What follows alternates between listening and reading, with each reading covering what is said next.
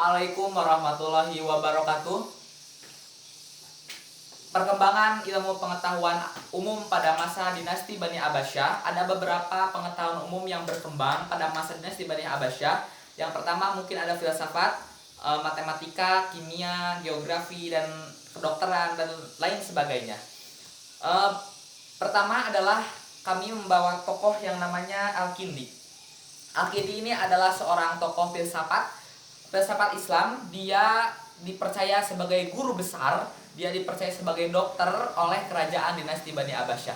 Nama aslinya yaitu Abu Yusuf Yakub bin Ishaq, yang lahir di suku yang bernama Kindah. Karya-karyanya sangat banyak, kurang lebih ada 270 karya yang berhasil diterjemahkan ke dalam bahasa Latin, dan dia di barat lebih dikenal dengan nama Al-Kindus. Dia berhasil menerjemahkan juga buku-buku Helenisme yang merupakan karya dari orang-orang Kristen Suriah. Yang kedua yaitu Ibnu Sina. Siapa yang tidak kenal dengan Ibnu Sina? Ibnu Sina ini adalah seorang dokter terkenal pada masa dinasti Abbasiyah. Dia berhasil menyembuhkan salah satu khalifah pada masa dinasti Abbasiyah, sehingga dia dipercaya sebagai dokter atau tabib di kerajaan dinasti Bani Abbasiyah tersebut. Dia dikenal dengan nama Avicenna di barat, dan kurang lebih ada 200 karya tulisnya yang menjadi pegangan wajib para dokter di seluruh dunia, dan sampai saat ini. Nah, Ibnu Sina ini banyak sekali karya-karya yang ditulis olehnya. Salah satunya adalah Asy-Syifa atau tentang obat, dan Qanun At-Tibb, dan banyak sekali karya-karyanya. Ibnu Sina ini dikenal juga sebagai rajanya para dokter. Yang ketiga, Al-Khawarizmi. Al-Khawarizmi ini adalah seorang ahli dan pakar matematika. Siapa yang tidak kenal dia?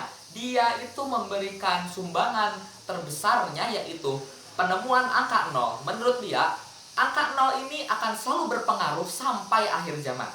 Dan sampai saat ini angka 0 masih ada terbukti bahwa Islam ini, Al-Khawarizmi ini memberikan sumbangan terbaik, memberikan sumbangan yang sangat berpengaruh pada matematika di dunia ini sampai saat ini. Yang keempat, Imam Ghazali. Imam Ghazali ini merupakan ahli filsafat, juga seorang sufi atau tasawuf. Dia memiliki sumbangan berhasil menyumbang terbesar, yaitu karyanya Ihya Ulumuddin, dan banyak sekali karya-karyanya. Dia juga berburu kemana-mana untuk mencari pengetahuan dan mencari ilmu, dan dia pun berhasil menulis buku yang menjadi kritik terhadap buku-buku filsafat yang sudah ada. Yang terakhir, yang kelima, yaitu Jabir Ibnu Hayyan. Jabir Ibnu Hayyan ini seorang ahli kimia. Dia berhasil menemukan beberapa zat kimia yang dia berhasil menemukan tinta emas. Dia berhasil menemukan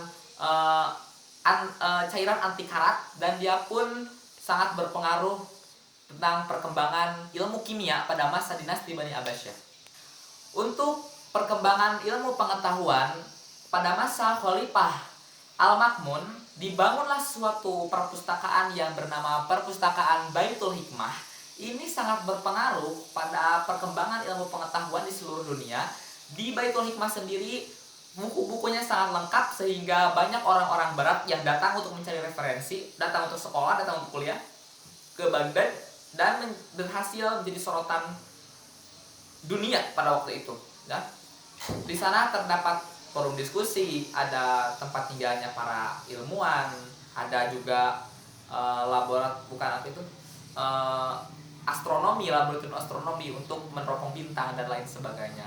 Itu saja yang dapat saya sampaikan. Wassalamualaikum warahmatullahi wabarakatuh.